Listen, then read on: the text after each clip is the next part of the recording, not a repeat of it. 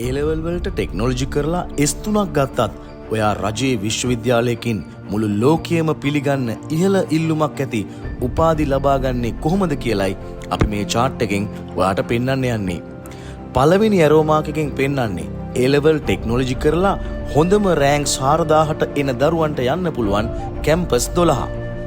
මේ කැම්පස් 12ට ඔයාට ඇතුළත් වෙන්න බැරි වුණා නම් දෙවෙනි chance එක තමයි යුනිවර්ටෙක් එකට ඇතුළත් වෙන එක. යුනිවර්ටෙක් කියලා කියන්නේ University of Vocational Technology. ඒ කියන්නේ වෘත්තීය තාක්ෂණ විශ්වවිද්‍යාලය. මෙයට අඩු ඉසට් ස්කෝර් වගේක් යටතේ සිසුන් 500කට වගේ ඇතුළත් වෙන්න පුළුවන්. හිතන්න ඔයාට පළවෙනි chance එකයි second chance එකයි දෙකම මිස් වුණා නම් ඊළඟට තියෙන chance එක මොකක්ද?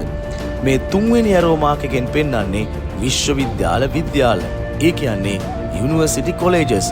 කුලියාපිටිය, මාතර, රත්මලාන, යාපනය, බටන්ගල, අනුරාධපුරයේ පිහිටලා තියෙන මේ විශ්වවිද්‍යාල විද්‍යාලවලට ඇතුළත් වෙලා ඔයාලට පුළුවන් වෙනවා NVQ level 6 එක ගන්න. NVQ level 7 කියලා කියන්නේ ඩිග්‍රී එක. NVQ level 6 කියලා කියන්නේ HND උසස් ජාතික ඩිප්ලෝමා පාඨමාලාව කියන එක. ඉතින් මේ විශ්වවිද්‍යාල විද්‍යාලවලින් NVQ level 6 එකක් අරගෙන ඔයාට නැවතත් යුනිවර්ටෙක් එකට ඒ කියන්නේ වෘත්තීය තාක්ෂණ විශ්වවිද්‍යාලයට ඇතුළත් වෙලා ඔයාගේ උපාධිය සම්පූර්ණ කරගන්න පුළුවන්.